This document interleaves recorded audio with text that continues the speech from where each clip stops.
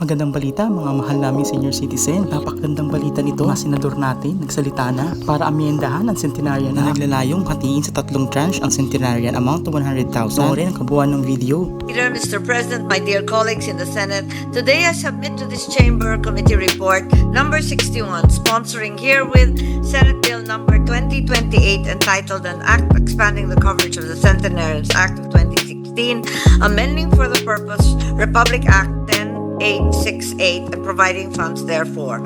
Our senior citizens are an integral part of our society, their hard work having shaped the country as we know it today.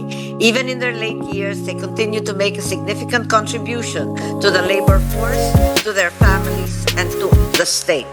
Recent statistics, well cited by our minority leader and author of this measure, however, show that many elderly Filipinos do not reach the age of 100 and are hence unable to enjoy the benefits and privileges of the widely celebrated Centenarians Act of 2016, which awards 100,000 pesos cash to every Filipino centenarian.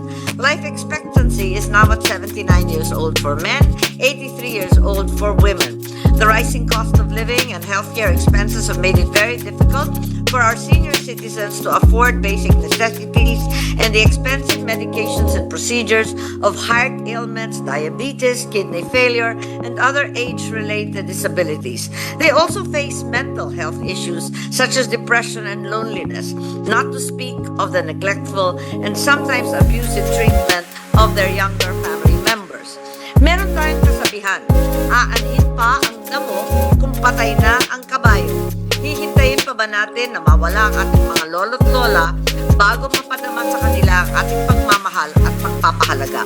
Thus, to assist our senior citizens as they approach their late years, this bill seeks to distribute the 100,000 cash gift much earlier and in 3 tranches when they reach the ages of 80, of 90, and of 100. The amounts necessary for the implementation of the law shall be included in the annual General Appropriations Act and will be upgraded by the National Economic and Development Authority or NEDA according to the average annual inflation in the preceding 3 years. Sa awa ng Diyos, mabibigyan na tayong lahat ng mas mahabang buhay. Sana hindi natin mararamdaman ang pagkabaliwala sa ating pagtanda. Bigyan nating saysay ang mabuting layunin ng batas habang buhay pa ang ating mga lolo't lola, habang may oras pa tayong lahat. I now ask for the support of my colleagues in passing the proposed amendments, for through this expansion, it is hoped that more of our elderly population may be able to benefit from the Centenarians Act and that they be inspired to further prolong and enjoy their lives even beyond a century. Thank you, Mr. President. Rise today, Mr. President, to co-sponsor one of the measures closest to my heart, the amendment to the Centenarian Law. It was in the same hall in 2020 when I first pushed and fought for this measure. However, the fight was momentarily halted because of the pandemic. Naantala man ng bahagya, alam nating darating ang tamang panahon para rito. And today is that day. So close to my heart, I filed the Senate Bill number 21 as my topmost priority measure this Congress. Hindi na pagod, hindi na tinag. Because of our dear senior citizens deserve no less. Kaya nga nagpapasalamat tayo sa ating chairperson, Senator Amy Marcos, na talaga namang hinanapan at ginawa ng paraan upang maisakatuparan ang mga adhikain ng panukalang ito. Hinihimok, hinihikayat ko kayong lahat na bigyan suporta ang ating mga mahal na senior citizens. Let us recognize and value the role that our elders play in our society. An African proverb says that those who respect the elderly pave their own road toward success. Pero tayong mga Pinoy, normal na sa ating kultura ang paggalang, pagpapahalaga sa mga nakatatanda. Hindi ito bago sa ating pamumuhay. Lahat tayo ay ipinanganak at lumaki sa aral na ang mga nakatatanda ay ginagalang, nirerespeto, pinagpapahalagahan.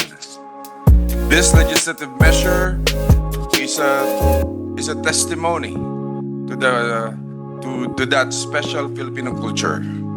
We acknowledge the very laudable intent of the centenarian law, and with this proposal under consideration, we just wish to provide in advance the benefits afforded by the law.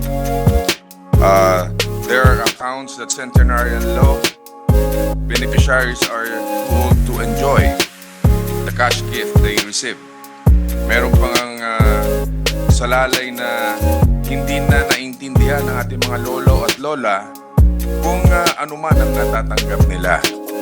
Panukala lang natin na ma-advance lang sana ng mga nakatatanda upang kahit papano ay ma-enjoy pa nila ito. Habang sinusuportahan natin ang panukalang ito, kalakip nito ang dalangin matamasan nila ito sa lalong madaling panahon at maihatid natin ang tulong at kalingang damang-dama sa ating mga senior citizens. In view of all this, Mr. President, this representation together with our very able sponsor, Senator Amy Marcos, appeal to this body to overwhelmingly support this measure. Thank you, Mr. President. Thank you, Mr. President. Thank you, Senator Revilla. Next to co-sponsor the measures, the distinguished gentleman from the city of Valenzuela, Senator Sherwin Gatchalian. I move that he be recognized, Mr. President. Senator Sherwin Gatchalian is recognized. Thank you, Mr. President. Good afternoon to everyone. Good afternoon, dear colleagues. I rise today to co-sponsor Senate Bill number 2028 under Committee Report number 61, otherwise known as an act expanding the coverage of the Centenarians Act of 2016. The cultural value of family and respect for the elderly is deeply ingrained in our Filipino culture. It is common for us to have multi-generational households where grandparents live with their children and grandchildren. We always make sure that our lolos and lolas are well cared for and that they never feel abandoned or neglected. Even in our local communities, we all know that it is too heartbreaking to see elderly people surviving on the streets. That's why in Venezuela, for example, we established Bahay Kandungan to serve as a home for abandoned senior citizens residents.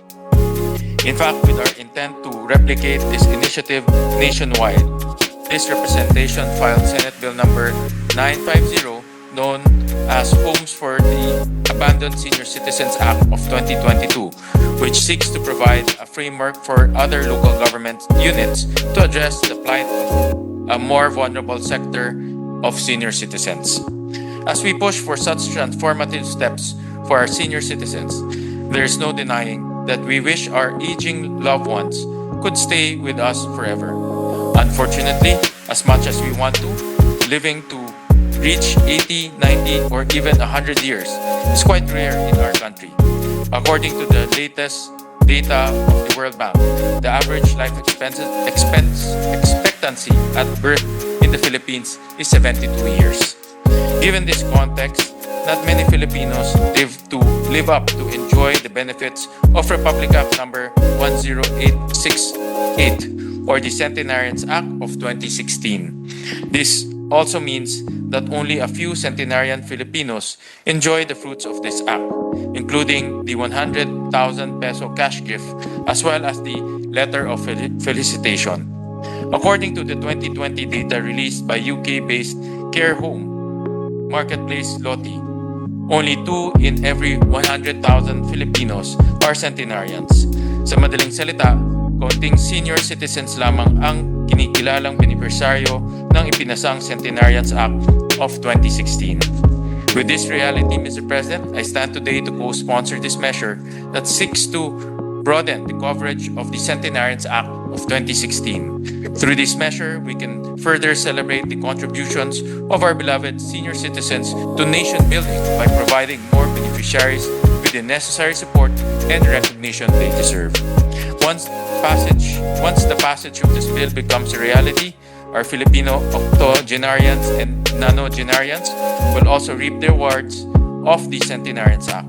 With this, more senior citizens will benefit from a cash gift of 100,000 pesos, as it will be equally distributed in 3 tranches at ages 80, 90, and 100. This means that around 33,000 pesos will be given to beneficiaries for every 10 years, while also allowing inflationary adjustment of the amounts that they will receive.